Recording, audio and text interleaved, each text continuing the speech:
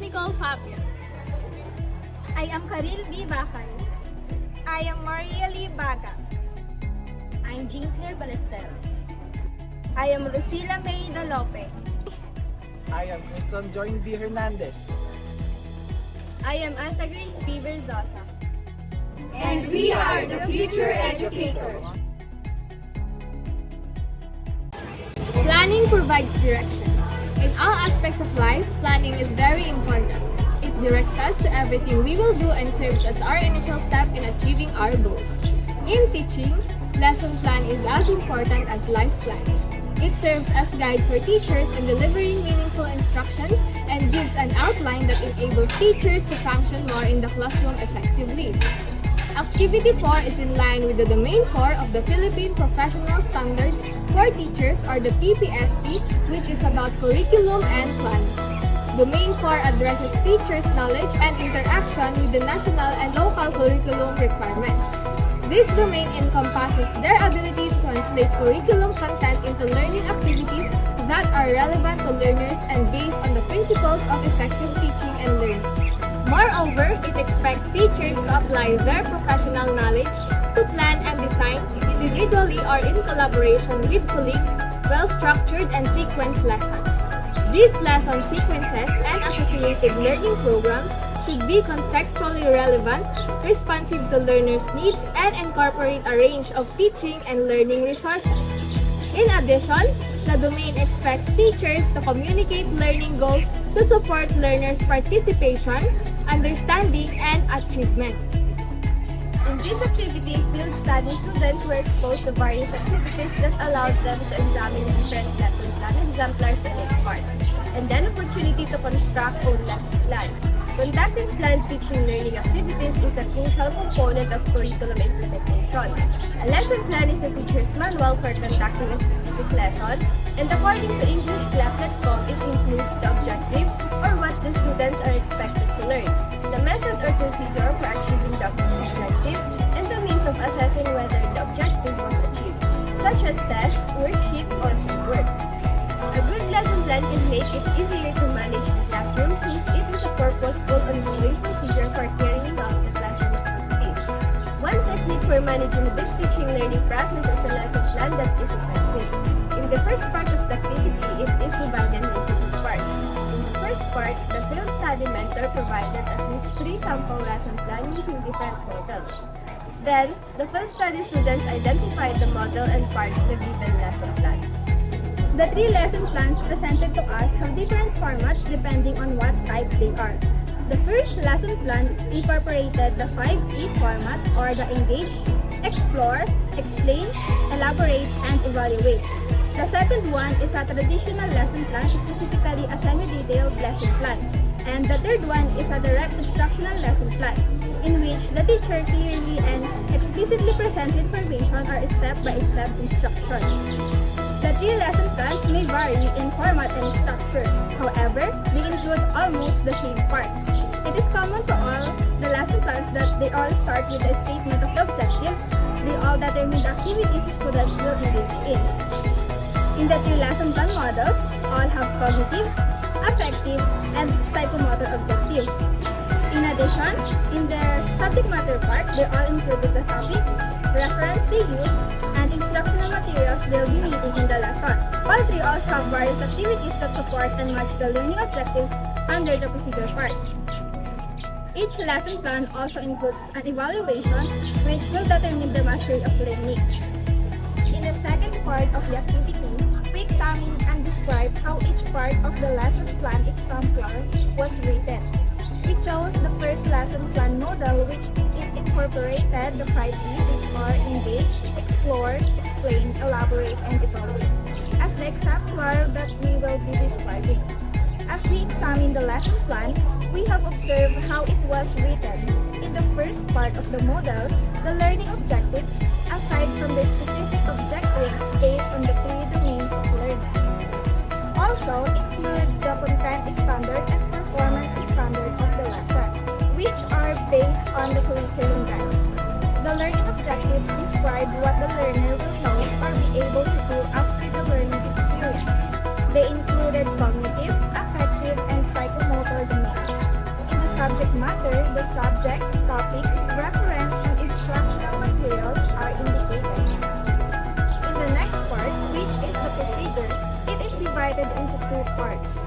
The preliminary activities such as prayer, checking of learning environment, checking of attendance, and collection of assignments. And the lesson proper, in which the lesson proper was divided into 5 parts. The 5E, which consisted of the activities that the students and the teacher will do, the implementation of the instruction of the teacher, and the strategies on how the process of learning will be accomplished. In the engage part, it served as the recall or review of the students regarding their previous lesson. Then, in the explore part, there was a group activity that introduced the while in the explain part, it was the discussion of the concepts that was facilitated by the teacher. Next, in the elaborate part, it was about the further enrichment of the lesson by the whole class through a collaborative activity. In the last part of the lesson proper, the evaluation part is composed of their quiz to test their understanding and mastery of the lesson. The last part of the whole lesson plan is the agreement for the assignment. The students were given additional activities which they will answer at home. All the presented lesson plans are almost the same, but differ in some areas. In terms of the parts of the lesson plan, we choose the generalization part as the easiest part to construct because it only contains the summary of activities. And we can make it by using questions. On the other hand, we find the objectives and enrichment activities to be the most difficult parts of the program. The objectives drive the whole lesson. When writing objectives, it should be specific, measurable, achievable, relevant, and time-bound. And they should also be learner-centered. Thus, meeting the objectives requires a lot of time, and all the rest parts of the lesson should be aligned with objectives. While it is also not easy to construct activities, since we have to incorporate many activities, it is challenging to think about the activities and activities since you must consider many factors, such as whether the activity is aligned to the learning objectives. If it will provide the necessary knowledge and skills that the students should acquire, it is appropriate to the abilities of the learner, and some activities might need many materials. In sample lesson plan number 1, the teaching method used is the learner-centered teaching method or constructivist approach method, cooperative learning, and simulation in which experiential learning, the lesson planned activities are concentrated on the students. Instead of spoon-feeding the students' knowledge, they are urged to engage in activities to learn more about the subjects. In sample lesson plan number 2, the method used are learner-centered teaching, cooperative learning, and inquiry-based learning. The lessons activity are designed for students to complete on their own in order to investigate and understand the concepts. Additionally, some of the exercises were carried out in groups, fostering cooperative learning.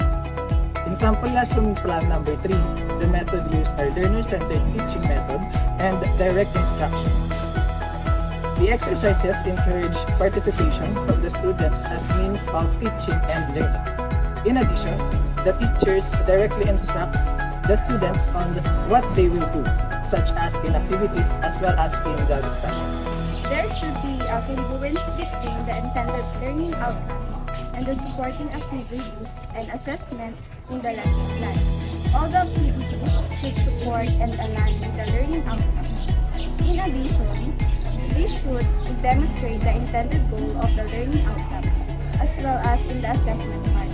Should match the learning outcomes and reinforce what the lesson wants students to achieve. According to CURT 2020, it is important to align learning objectives with instructional strategies and assessment to ensure that everyone involved is aware of the expectation. Both the instructors and students should have a consistent understanding of what is going to be taught and how it will be evaluated. Aligning this assessment with the learning outcomes means that students know how their achievements will be measured. Learners will more easily achieve the goals if the intended learning outcomes are consistent with the supporting activities and assessment. The efficacy of the instructions depends on the objectives, learning activities, and evaluation criteria all remaining consistent. Here is an example lesson plan constructed by our group using the DepEd format as indicated in DepEd Order number 42 series of 2016, incorporating the 7U model and included digital resources and materials appropriate to the intended learners. Designing lesson plans is an integral part of the teaching and learning process as it provides teachers the opportunity to plan ahead for their lessons and allows them to focus on what they need when teaching the lesson. Lesson planning skills play a key role in the teacher training program. The constructed lesson plan was prepared for grade 3. Our lesson plan follows this layout format. It incorporated the following parts: objectives, subject matter, learning procedures, evaluation, and assignment. On the other hand, here is an example of table of specification constructed by our group. The primary purpose of the table of specification is to ensure the alignment between the items or the element of an assessment and the content, skills, or constructs that the assessment intends to assess. Moreover, it is a plan prepared by a classroom teachers as a basis for test constructions, especially a test. A quiz was also constructed based on the TOS. The content of the quiz is based on the 3 objectives from the lesson plan. Here is the example of quiz constructed by our group. As future educators, it is necessary that we master the process of creating lesson plans. However, as we are still in the process of becoming teachers, we have encountered many challenges in creating our lesson plan. One challenge we encountered was constructing learning objectives. Learning objectives are one of the most important parts of a lesson plan. It was challenging because we had to set directions for learning that they should achieve as the lesson ended. It is necessary that the learning objectives are aligned to the subject matter and that they match the curriculum guide. We found it challenging since we had difficulty choosing an activity that would make the students engage in the lesson and accommodate the learners' different learning styles. But we think that most challenging part is the planning itself. The overall construction of the lesson plan was challenging as all parts should be aligned with each other and should be appropriate to the subject matter and to the students' grade level and abilities. And as future teachers, it is necessary that we find ways to create a lesson plan that will facilitate efficient teaching and a meaningful learning process. Moreover, we will make our students the center of our lesson plan, that every activity we make should focus on helping our students learn and develop. We will ensure that our goal is to make way for students to achieve lifelong learning so that even if they are outside the four-walled classroom, they can use the knowledge we instilled in them to succeed in their lives. Moreover, the ultimate objective is to enable students to achieve good learning outcomes. We, the Group 5, believe that lesson planning is necessary for teachers to create meaningful,